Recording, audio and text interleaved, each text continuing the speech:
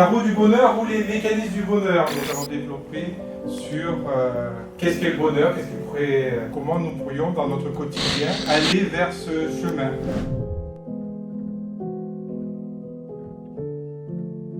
Donc, la première étape, c'est les émotions. La gestion des émotions. Qu'est-ce que nous faisons par rapport à notre système émotionnel? Est-ce que nous sommes pris en otage par notre système émotionnel ou c'est nous qui dirigeons en gros notre vie? Donc dans les émotions, celle que nous recherchons le plus, c'est la joie. C'est la plupart des personnes, quand vous leur demandez pourquoi elles veulent vivre, qu'est-ce qu'elles veulent faire, c'est surtout relié au plaisir, à la joie.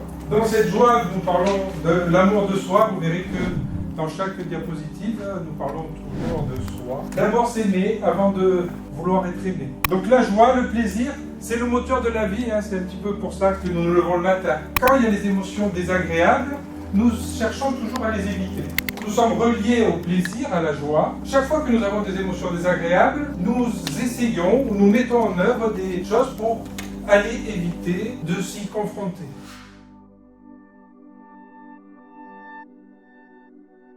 Les émotions sont comme un tableau de bord d'une voiture. Il est plus facile de les gérer avec le mode d'emploi. C'est-à-dire qu'étant petit, on ne nous a pas appris à gérer les émotions. Souvent, on nous a dit « Va dans ta chambre, quand tu seras calmé, tu redescendras. » Surtout l'enfant qui est en colère, « Va dans ta chambre. » Il n'a pas pu exprimer le message de l'émotion. Et à l'âge adulte, nous continuons à fonctionner comme ça. Chercher à diminuer l'émotion plutôt qu'à gérer le signal qu'elle nous indique. Donc dans une voiture, vous avez un tableau de bord, l'énervement, la frustration, la tristesse, la déception, la culpabilité, la peur, l'angoisse. J'aurais pu mettre aussi la joie. Des fois, certaines personnes ne veulent pas vivre la joie. Des fois, des personnes, quand elles sont trop joyeuses, elles se sabotent directement. Pour en revenir aux autres émotions, donc l'idée c'est de pouvoir comprendre son tableau de bord émotionnel. Et ce qui serait intéressant dans le quotidien, à l'école, de pouvoir voir son tableau de bord émotionnel et de pouvoir savoir gérer le système émotionnel, qu'est-ce qu'il me dit, au lieu de simplement de gérer l'état émotionnel. Ce qui nous amène à une deuxième étape, c'est le lâcher prise.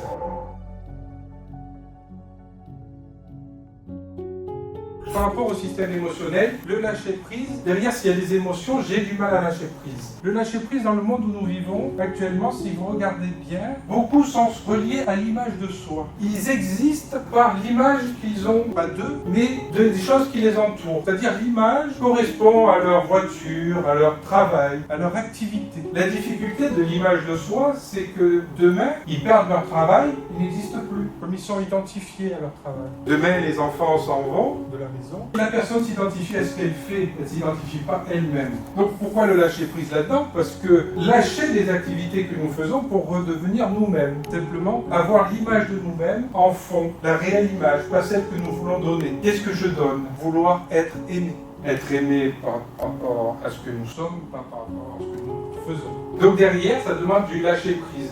Accepter les choses, accepter le changement. Donc derrière, l'émotion du lâcher-prise, c'est la tristesse, la perte du temps. Chaque action que nous faisons, nous perdons. Le mental qui veut contrôler. Nous avons une particularité, c'est que nous sommes des êtres plutôt intelligents. Nous mettons en place des choses pour éviter de nous confronter au système émotionnel. Donc là, il est peut-être intéressant de lâcher son mental et plutôt de ne plus réfléchir. Simplement agir.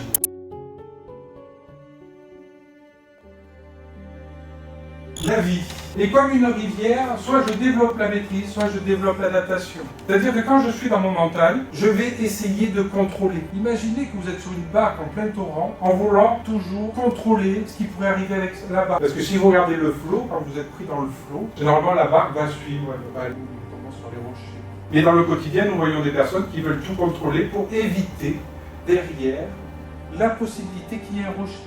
Est-ce que je peux contrôler tout l'environnement ? Ou simplement contrôler une part que je peux contrôler, mais qui feront 80% de ce choses que je vis. Qui nous amène à la confiance en soi, c'est-à-dire que c'est une autre étape, la confiance en soi.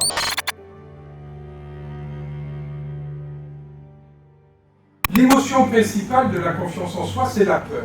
Et cette peur, elle nous tétanise. C'est une peur de quelque chose qui n'existe pas. Dans les statistiques, elle représente 82% de ce que nous vivons. 8% de peur réelle. 82%, c'est dans la tête. Nous sommes des champions du monde d'imaginer ce qui pourrait nous arriver. Et imaginez si vous en libérez de 82% des peurs, qu'est-ce qui reste? La vie n'aime pas le vide.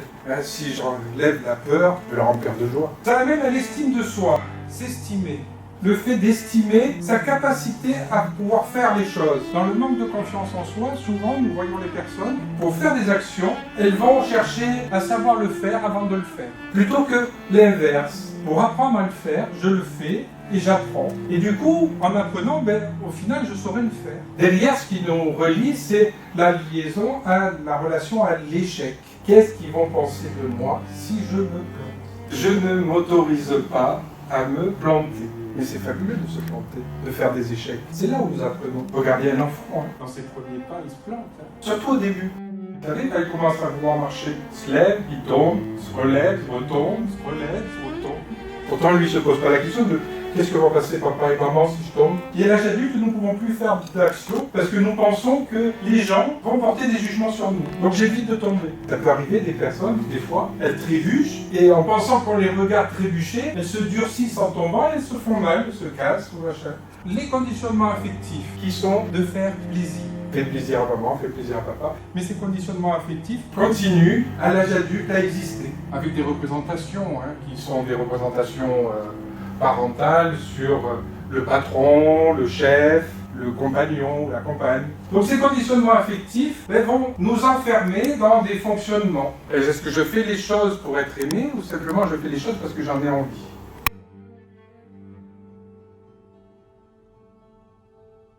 Être aimé parce que je suis, pas parce que je fais. Ça renvoie au conditionnement affectif. Donc le plaisir, il y a le plaisir de dépendance. Celui de l'enfant qui est dépendant de ses parents au départ.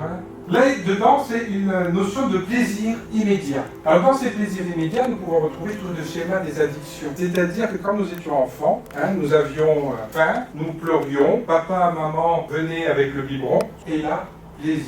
Dans les plaisirs immédiats, nous retrouvons tout ce qui est addiction, le système addictif. C'est-à-dire que par rapport à ce schéma, quand nous avons des tensions à l'âge adulte, nous cherchons à diminuer ces tensions, soit par manger, soit par fumer, soit par de l'achat compulsif, du travail, le sport, l'alcool.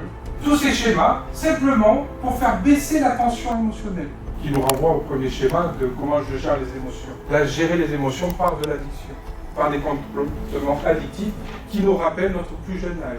Dans les plaisirs d'autonomie construits, donc dans les plaisirs construits, c'est tous les plaisirs que nous mettons pour faire les choses. Quand vous faites quelque chose qui pourrait vous amener du plaisir, le chemin n'est pas forcément agréable. Une atteinte, par exemple, vous dites, tiens, c'est lundi, vous dites, ouais, tiens, mercredi, je me ferai un petit restaurant tranquille, super, sympa. C'est un plaisir construit. Je vais le décaler, je vais pouvoir faire. Et rien que déjà de prendre rendez-vous au restaurant, machin, ça vous nourrit. Par contre, l'inconvénient, c'est que comme c'est pas immédiat, s'il y a des tensions, nous basculons plus facilement là. C'est-à-dire que le plaisir immédiat gagne souvent contre le plaisir construit. Le plaisir de dépendance, parce qu'il est immédiat. Ça fait baisser une tension. Les plaisirs d'autonomie, plaisants, demandent du temps. Vous avez des projets, vous montez en place des projets. La mise en place de ce projet peut prendre du temps, peut vous faire des choses pas forcément agréables, et en étant relié, d'avancer sur le chemin de ces plaisirs. Donc c'est sur ce chemin de plaisir, d'aller chercher le plaisir d'autonomie. Il nous amène à une quatrième étape.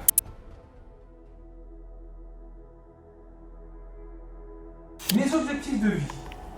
Qu'est-ce que je souhaite?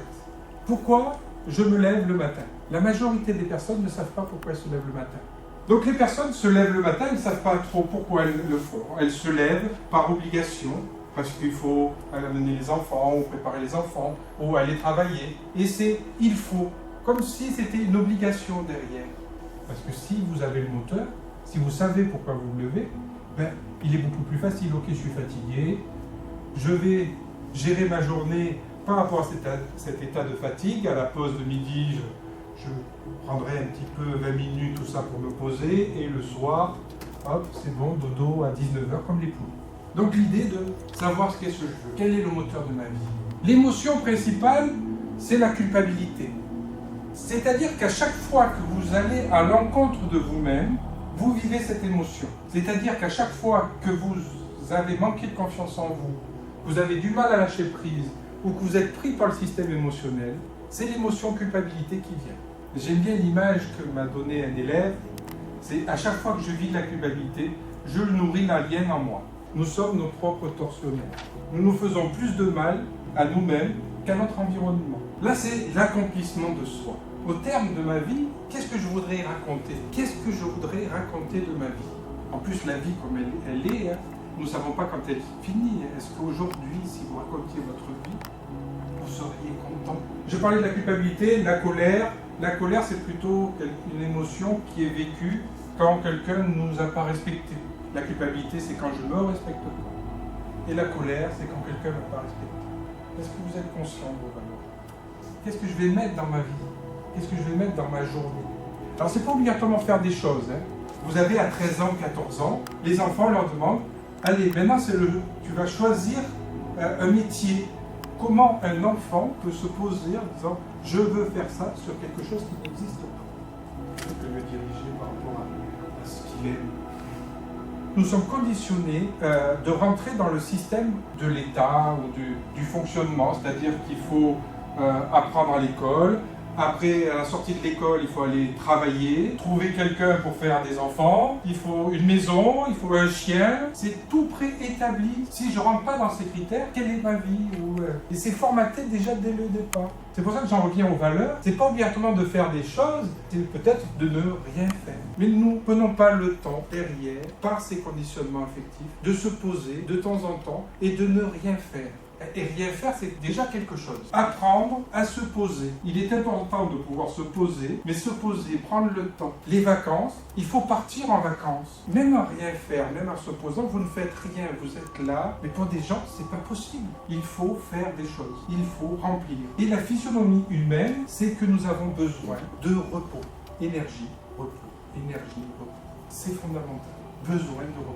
Je faisais un temps de l'aviron, un bateau d'aviron, le moment où il va le plus vite, c'est dans la phase de repos. C'est pas quand nous forçons sur les rames. Et nous-mêmes, c'est pareil. Hein. Dans notre phase de repos, notre cerveau, il va ranger. Tiens, ça, j'ai vécu ça dans la journée, je vais le ranger quelque part. Ça, c'est vraiment intéressant, donc je vais le ranger quelque part.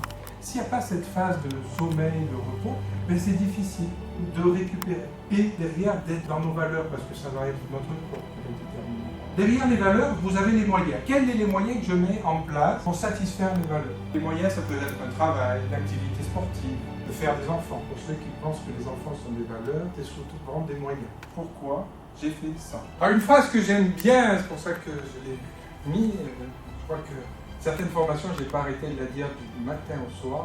Il n'y a pas de chemin vers le bonheur est le chemin.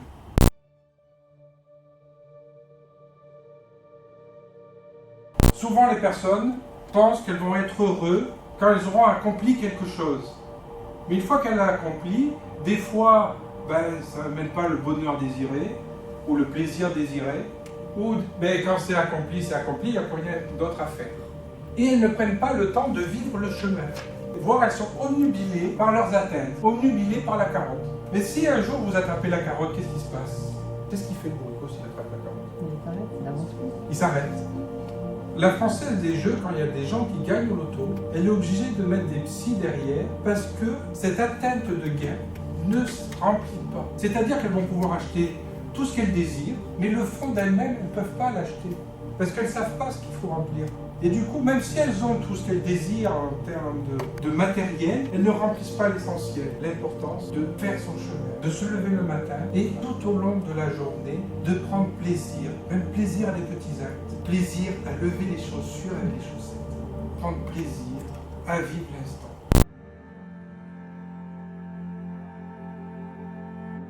J'ai fait les 4 étapes, maintenant je les assemble. Donc nous avons parlé des émotions, du lâcher-prise, de la confiance en soi et des objectifs de vie, ce qui forme un cercle vertueux.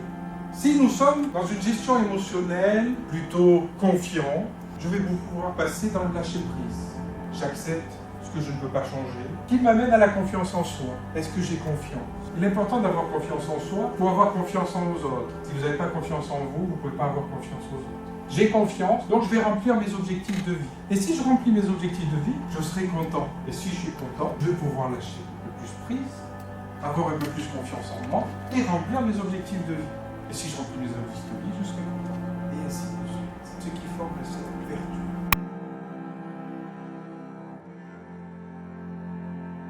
Par contre, à l'inverse, si j'ai du mal avec mon système émotionnel, j'ai peur de vivre, J'aurai du mal à faire mes objectifs. Je vais perdre de la confiance en moi. Je vais avoir du mal à lâcher prise parce que je veux contrôler pour ne pas vivre mon système émotionnel. Et moins je vis mon système émotionnel, moins je vais faire ce qui est important pour moi. Et là, je rentre dans un cercle vicieux. Plus j'ai peur, moins je fais de choses qui est important pour moi.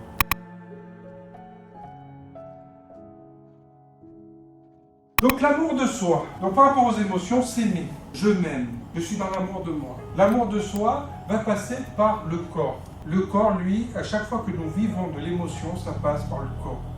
Et quand nous vivons l'émotion joie, nous vivons le plaisir, c'est le corps qui nous signifie que nous sommes en train de vivre cela.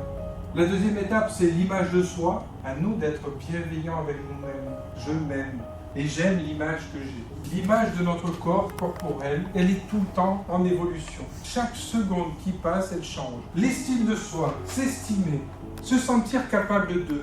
Pas obligatoirement savoir faire des choses, mais se sentir capable de. Nous pouvons lever des montagnes en se sentant capable de. Aller faire des choses complètement nouvelles, simplement en se sentant capable de. Mais comme l'image de soi, elle est là, elle n'est pas détériorée parce que vous vous aimez, mais vous pouvez aller faire des choses. Et même si derrière il y a la relation à l'échec, eh bien, elle ne va pas se sentir capable de. C'est pas savoir faire les choses, mais se sentir capable de. Et donc l'accomplissement de soi, ben, si nous sommes contents, nous nous aimons.